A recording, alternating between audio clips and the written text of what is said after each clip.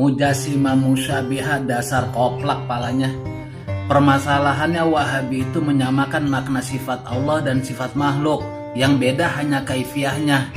Makna yang digunakan kepada sifat-sifat Allah itu adalah makna-makna yang tertulis di dalam kamus. Padahal makna yang tertulis di dalam kamus itu adalah makna jismiyah semuanya. Akhirnya yang beda antara Allah dan makhluknya hanya kaifiahnya. Padahal perbedaan Allah dan makhluk itu adalah di dalam segala segi, bukan beda kaifiahnya.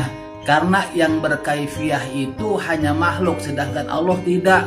Dimana yang dikatakan oleh Allah Subhanahu wa Ta'ala, laisa kamitslihi syai', ya Allah itu tidak sama, tidak serupa dengan apapun, tidak serupa dengan makhluk, dan makhluknya pun tidak serupa dengan Allah, tidak menyamai akan Allah.